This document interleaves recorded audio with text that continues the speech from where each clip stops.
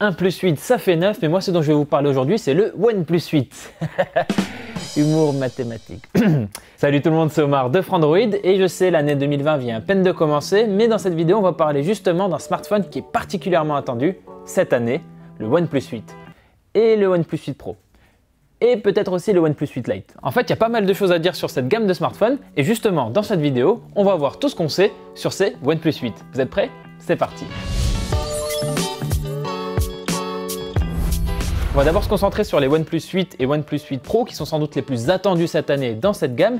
Mais après, plus tard dans cette vidéo, on va aussi se concentrer sur le OnePlus 8 Lite qui mérite quand même qu'on s'y intéresse de près. Grâce au célèbre leaker OnLeaks, on a déjà pas mal de rendus de ces OnePlus 8 et OnePlus 8 Pro pour voir leur design. Et premier changement que l'on remarque, c'est l'absence de caméra pop-up. À la place, on aurait plutôt une caméra frontale logée dans un petit trou dans l'écran en haut à gauche. Donc avec ce choix, OnePlus suivrait le même chemin que Samsung, Honor, un petit peu Huawei et finalement plein d'autres marques. Par contre, ce qui est surtout très intéressant, c'est qu'avec ce choix, avec ces OnePlus 8 et OnePlus 8 Pro, Samsung ne serait plus le seul constructeur du marché à proposer des écrans AMOLED percés sur ces smartphones. Et d'ailleurs, pendant qu'on parle d'écran, ce qui se dessine pour l'instant, c'est une diagonale de 6,5 pouces pour le OnePlus 8 et de 6,65 pouces pour le OnePlus 8 Pro, à chaque fois avec des bordures incurvées. Et comme on a beaucoup de choses à dire sur l'écran de ces smartphones, sachez aussi qu'il faut vous attendre à du 120 Hz. Plus précisément, c'est le OnePlus 8 Pro qui aura du 120 Hz pour son écran, alors que le OnePlus 8, c'est quand même beaucoup moins sûr. Et pour rappel, vite fait, le 120 Hz, ça permet d'avoir un écran avec des animations beaucoup plus fluides. À ce propos, il faut savoir aussi que OnePlus a récemment fait une présentation pour dévoiler ses nouvelles technologies d'écran pour smartphone.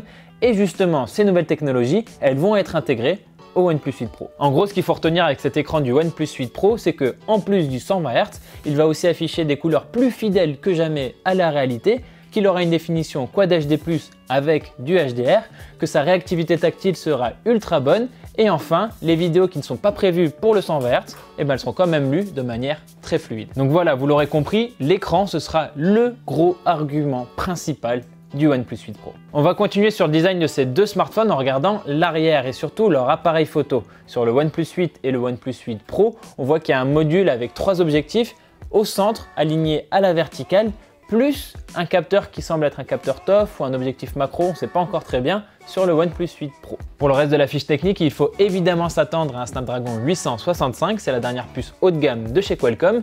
Et à ça, il faudra aussi ajouter très certainement beaucoup de Go de RAM. On est chez OnePlus après tout, donc au moins 8 Go, peut-être 10, 12, 50, 1 Tera.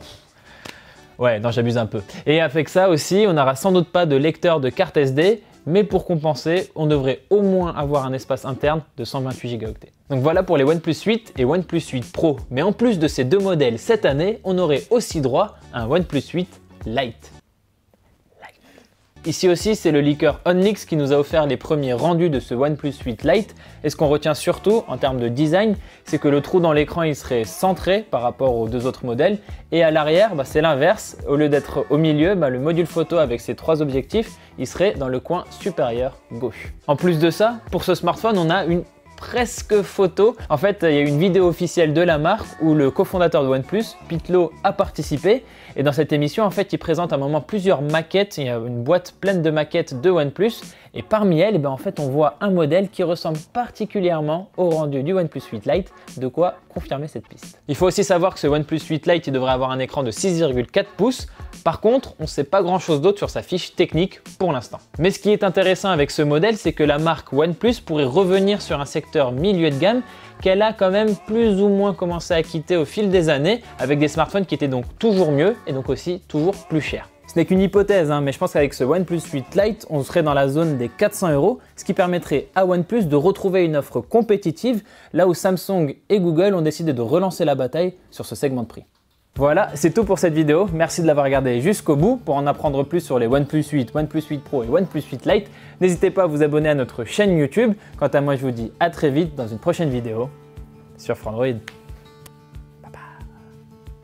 Et OnePlus 1, ou OnePlus 8, je sais plus, ça fait 9.